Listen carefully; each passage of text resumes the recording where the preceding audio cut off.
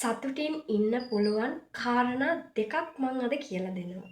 පළමු මොනවද ඒ කාරණා දෙක කියලා. මම ඔයාලට සරලව කියලා දෙන්නම් කොහොමද අපි සතුටින් ඉන්නේ කියන එක ගැන.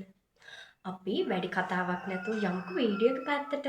ඔයා නිකමට හිතන්න ඔයා සතුටින් ඉන්න ඔයා කරන දේවල් මොනවද කියන එක ගැන. මේ සමාජයේ ඉන්න මිනිස්සු තමන්ගේ සතුට වෙනුවෙන් විවිධාකාර දේවල් කරන්න පුරුදු වෙලා ඉන්නවා. ඔයා හිතන්න ඔයා ෆිල්ම් එකක් බලන්න යනවා. තව කෙනෙක් හැබැයි ෆිල්ම් බලන්න කැමති නැහැ. එයා කැමති මල් වවන්න වෙන්න පුළුවන්. ගාඩන් එකක් ලස්සනට හදාගන්න වෙන්න පුළුවන්. එමන් නැත්තම් පොත් කියවන්න තව කෙනෙක් කැමති වෙන්න පුළුවන්.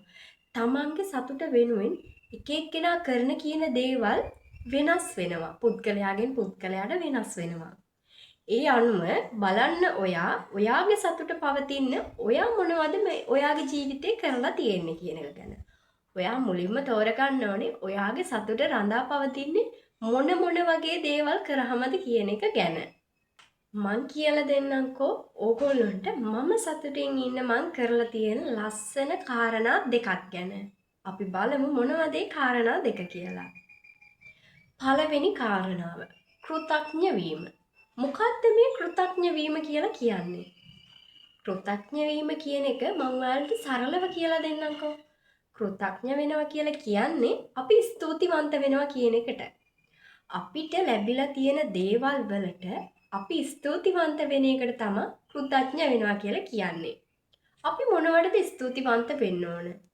ඇත්තටම අපි ස්තුතිවන්ත වෙන්න ඕනේ අපේ මේ ජීවිතේ අපිට ලැබිලා තියෙන හැම දෙයක්ටම අපි ස්තුතිවන්ත වෙන්න ඕනේ. උදාහරණයක් විදියට ගත්තොත් ඔයා දැන් හිතන්න ඔයාට හොඳ දෙමාපියෝ ඉන්නවා. එතකොට හොඳ යාළුවෝ ඉන්නවා. අසල්වාසීන් නෑදෑයෝ හිත මිත්‍රෝ ඔයාට හොඳ කට්ටිය හම්බ වෙලා තියෙනවා.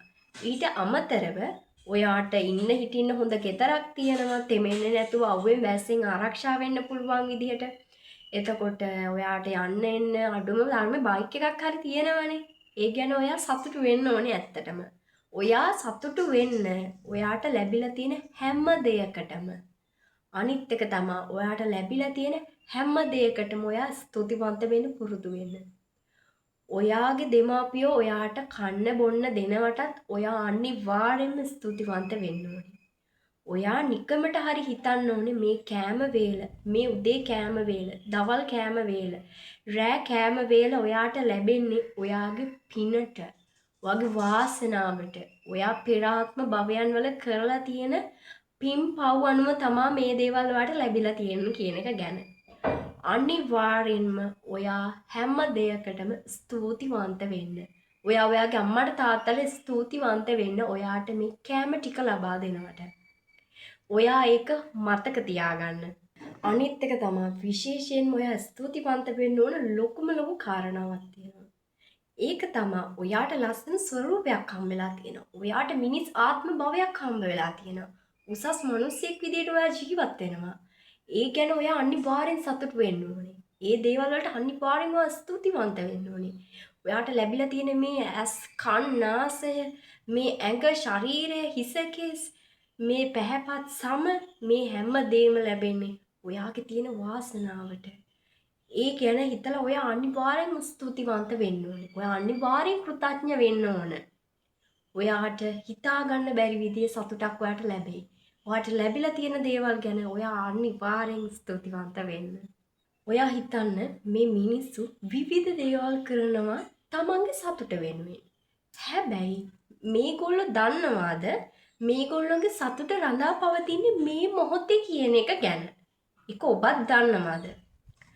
ටිකක් හිතලා බලන්න ඔයාගේ සතුට රඳා පවතින්නේ අතීතයේද වර්තමානයේද එහෙමත් නැත්නම් අනාගතයේද කියන එක ගැන. ඔයා හොඳට මතක තියාගන්න ඔයාගේ සතුට රඳා පවතින්නේ මේ මොහොත තුලයි. ඒ නිසා මේ මොහොතේ අවබෝධයෙන් ජීවත් වෙන්න. මම දැන් ඔයාට කියලා දෙන්න මොකක්ද මේ දෙවෙනි කාරණාව කියලා. සතුටෙන් ඉන්න නම් ඔයා කරන්න ඕන දෙවෙනි කාරණාව මොකක්ද කියලා.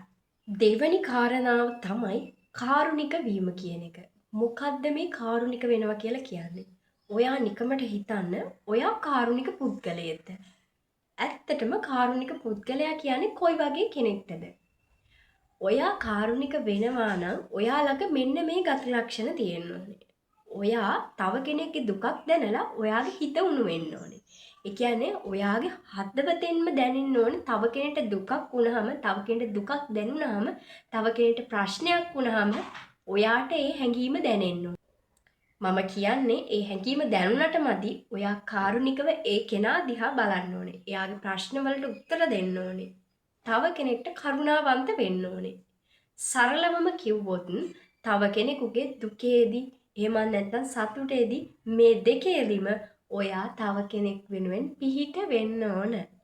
අපිට අපි ළඟින්ම ඉන්න අපි අඳුරන හැම පුද්ගලයාටම කාරුණික වෙන එක ඉතාමත් ලේසියි.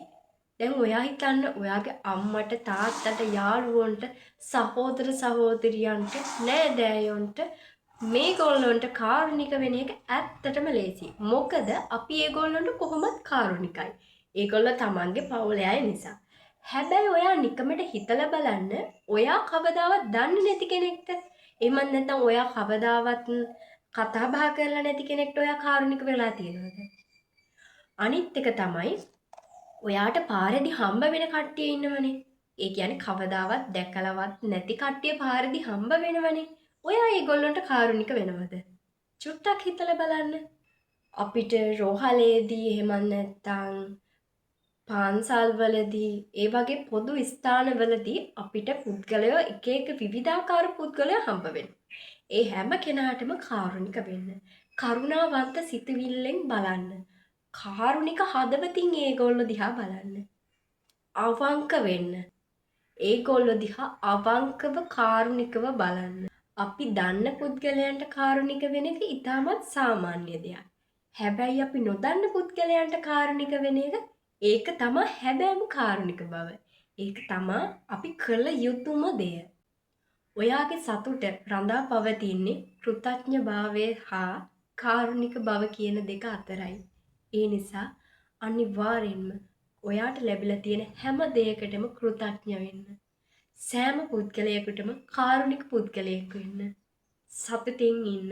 ගිහින් එන්න.